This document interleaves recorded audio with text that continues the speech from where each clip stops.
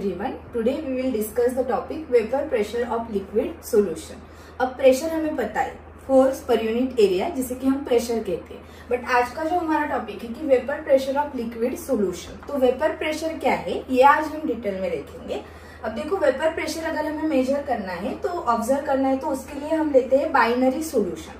अब सॉल्यूशन आपको पता है, अब बाइनरी सॉल्यूशन मतलब क्या, जैसे सॉल्यूशन के कंपोनेंट है, अगर हमारे सॉल्यूशन के अंदर में 2 कंपोनेंट है तो उसे हम कहेंगे बाइनरी सॉल्यूशन। 3 कंपोनेंट है तो उसे हम कहेंगे टर्नरी सॉल्यूशन। अगर ऐसे ही 4 कंपोनेंट हो गए तो क्वाटरनरी सॉल्यूशन। अब बाइनरी सॉल्यूशन फॉर एग्जांपल कि मान लो हमने लिया है वाटर और अल्कोहल। अब हमने वाटर और अल्कोहल को मिक्स करके जो सॉल्यूशन बनाया, ये जो हमारा रिजल्टेंट सॉल्यूशन होगा, ये रिजल्टेंट सॉल्यूशन जो है वो होगा बाइनरी सॉल्यूशन, जिसमें हमारे टोटल 2 कंपोनेंट है। First component is water and second component is alcohol, जैसे मान लो। अब उसी तरह ये जो आपका बाइनरी सॉल्यूशन है, तो बाइनरी सॉल्यूशन में हमने जैसे बोला कि 2 कंपोनेंट होने चाहिए। ये 2 कंपोनेंट जो एक अल्कोहल बोला एक वाटर बोला, तो ये दोनों कंपोनेंट हमारे कैसे है, volatile liquid. Firstly 2 components both are liquid और दोनों एक ऐसे वोलाटाइल है। अब वोलाटाइल लिक्विड मतलब की क्या है, वोलाटाइल कंपोनेंट क्या। अब वोलाटाइल मतलब क्या, जैसे मान लो वाटर है, वाटर को जब हम हीट देंगे, वाटर बॉईल होगा, देन ये वेपर क्रिएट करेगा। और ये जो वेपर फॉर्म कर रहा है, यानी कि कोई भी लिक्विड कोई भी सब्सटेंस जब गैसियस स्टेट में कन्वर्ट होता है बाय हीटिंग, इस कंपोनेंट को कहा जाता है वोलाटाइल कंपोनेंट। और जैसे मान लो हमने लिया है सॉल्ट या शुगर, तो अगर हमने सॉल्ट लिया, अब हम सॉल्ट को हीट दे रहे हैं, बट ये सॉल्ट हमारा गैसियस स्टेट में कन्वर्ट नहीं होगा, तो जो सॉल्ट है ये सॉल्ट हमारा क्या होगा, नॉन वोलाटाइल कंपोनेंट। तो यहाँ पर जो हम कंपोनेंट ले रहे हैं ये हमारे कैसे हो गए, वोलाटाइल कंपोनेंट हो गए। अब हमने इस बीकर में जो सोल्यूशन लिया है, इस सोल्यूशन को जब हम हीट देंगे तो क्या होने वाला है, गैस यानी कि वेपर्स फॉर्म हो गए।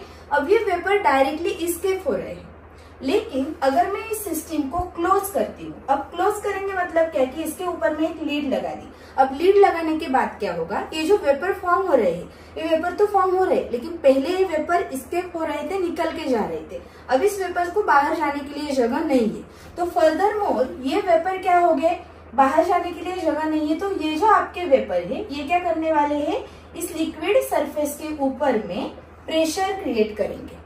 यानी कि क्या हुआ, लिक्विड से जो भी आपके वेपर्स बने हैं, ये वेपर क्लोज सिस्टम की वजह से बाहर नहीं जा रहे हैं, और इस वेपर की वजह से इसके ऊपर में क्या हो रहा है, प्रेशर क्रिएट हो रहा है, और इसी प्रेशर को हम कहेंगे वेपर प्रेशर। अब ये जो हम वेपर प्रेशर मेजर करते हैं, ये वेपर प्रेशर मेजर किया जाता है इक्विलिब्रियम स्टेज पे। अभी इक्विलिब्रियम स्टेज क्या है कि मान लो लिक्विड का कन्वर्जन वेपर में हो रहा है, तो ये जो हमारी प्रोसेस है ये है वेपराइजेशन की। वही वेपर का कन्वर्जन, जब ये आपके वेपर्स इस क्लोज सिस्टम में इस लीड को लगेंगे, अब क्या होगा कि टेम्परेचर की वजह से ये फर्दर मोर कंडेंस होने वाले हैं, यानी कि वेपर फेज का कन्वर्जन, गैसियस स्टेट का कन्वर्जन फर्दर लिक्विड स्टेट में होगा।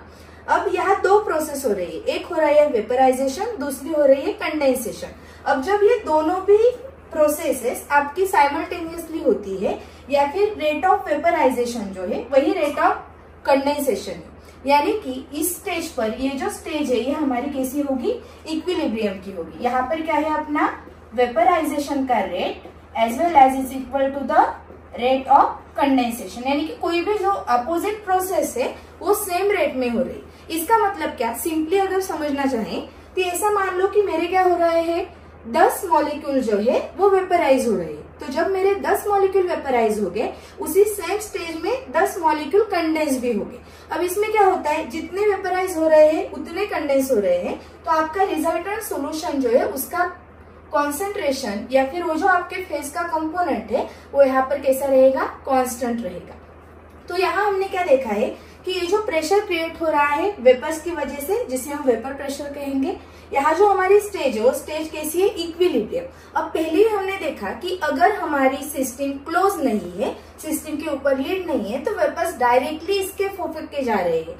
जब हमारे वेपर एस्केप हो जाएंगे तो वो प्रेशर क्रिएट नहीं करेंगे। तो वेपर प्रेशर की हमारी डिटेल डेफिनेशन क्या बनेगी, pressure exerted by vapour on the liquid surface, pressure exerted by vapor on the liquid surface of at equilibrium, किस स्टेज पर है, at equilibrium in closed system, okay.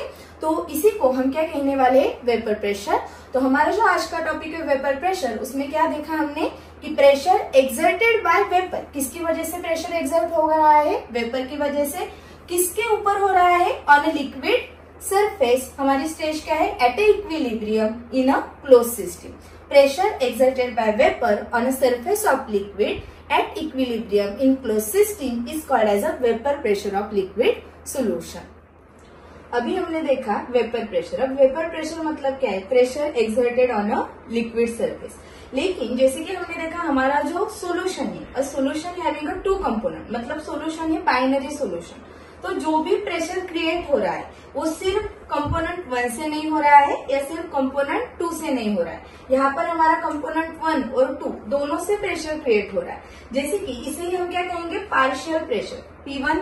तो राउल्स लॉ जो है, राउल्स लॉ हमारा vapour pressure के ऊपर में ही लॉ है। तो राउल्स साइंटिस्ट ने क्या बताया, the partial pressure is directly proportional to the mole fraction of a component present in a solution. मतलब जो भी आपका पार्शियल प्रेशर है ये डायरेक्टली प्रोपोर्शनल होगा मोल फ्रैक्शन के। जैसे कि मान लो P1 क्या है कि जो प्रेशर कंपोनेंट 1 से एक्सर्ट हुआ है, तो कंपोनेंट 1 वाला जो प्रेशर है वो डायरेक्टली प्रोपोर्शनल है आपका मोल फ्रैक्शन ऑफ कंपोनेंट 1। मतलब जैसे जैसे मेरा मोल फ्रैक्शन इंक्रीज हो रहा है वैसे वैसे मेरा पार्शियल प्रेशर ऑफ कंपोनेंट 1 भी क्या होगा, इंक्रीज होगा। जैसे कि हमारा सोल्यूशन बाइनरी सोल्यूशन है, तो जैसे हमने ब्लू कलर में यहाँ पर दिखा है कि ये जो आपका सोल्यूशन है, ये जो आपका प्रेशर है, ये प्रेशर किसकी वजह से आ रहा है, P1 से। और ये जो P2 मतलब क्या है, पार्शियल प्रेशर ऑफ कंपोनेंट 2। तो ये लॉ हमें क्या बता रहा है, partial pressure is directly proportional to the mole fraction of a component present in a solution. अब इसमें अगर हम देख ले तो कोई भी डायरेक्टली प्रोपोर्शनल से हम क्या कर सकते हैं कि इक्वलिटी के फॉर्म में लिखने जाए तो हमारा फॉर्मूला बनता है P1 is equal to the P1 nought Chi1। P1 क्या है, partial pressure for component 1, P1 nought क्या है। अब क्या है कि मान लो ये मेरा सोल्यूशन है, लेकिन इससे पहले मैंने क्या किया कि बीकर के अंदर में एक कंपोनेंट लिया है। यहाँ पर मेरा सिर्फ कंपोनेंट नंबर 1 है, कंपोनेंट नंबर 2 इसके अंदर में नहीं है। तो जब इसके ऊपर में मुझे जो प्रेशर मिलेगा, ये मेरा जो प्रेशर होगा वो प्रेशर हमारा है P1 नॉट, यानी कि vapour pressure of a pure solvent, pure component 1, pure component 2। तो जो भी हमारा प्योर कंपोनेंट के लिए वेपर प्रेशर है उसके लिए हम डिनोट कर रहे हैं P1 नॉट। P1 यानी कि हमारा क्या है, पार्शियल प्रेशर, और Chi1 मतलब क्या है, मोल फ्रैक्शन ऑफ अ सोल्यूशन। अब देखो ये राउल्स लॉ जो है, राउल्स लॉ ने देन सेकंड हमारा जो लॉ है it is the Dalton's law of partial pressure. अब हमने क्या देखा कि हमारा सोल्यूशन बाइनरी सोल्यूशन है, तो जो प्रेशर एक्सर्ट हो रहा है वो कंपोनेंट 1 की वजह से भी हो रहा है एज वेल एज वो कंपोनेंट 2 की वजह से भी हो रहा है। तो मुझे टोटल प्रेशर निकालना है। तो मान लो मैंने क्या किया कि सिर्फ पार्शियल प्रेशर 1 निकाला, यानी कि P1 की वैल्यू निकाली। तो ये क्या होगा, ये तो सिर्फ P1 का प्रेशर है, यानी कि कंपोनेंट 1 का वेपर प्रेशर है। अगर हम सिर्फ P2 की बात करें तो ये क्या है, सिर्फ कंपोनेंट P2 का वेपर प्रेशर है। बट जब हमें टोटल वेपर प्रेशर निकालना है तो ये टोटल वेपर प्रेशर किसकी किसकी वजह से हो रहा है, पार्शियल प्रेशर से भी हो रहा है, लेकिन ये जो पार्शियल प्रेशर है यानी कि हमारा total vapour pressure partial pressure of component 1 as well as partial pressure of component 2 का समेशन होगा। जब हम दोनों प्रेशर को एक साथ लेंगे तो हमें क्या मिलने वाला है, टोटल प्रेशर। तो Dalton's law of partial pressure हमें क्या बताता है, total pressure is equal to the partial sum of the partial pressure of the component. यानी कि आपके सॉल्यूशन के अंदर में जितने भी कंपोनेंट है उस सारे कंपोनेंट की जो सम है वो आपका क्या होगा, टोटल प्रेशर आने वाला।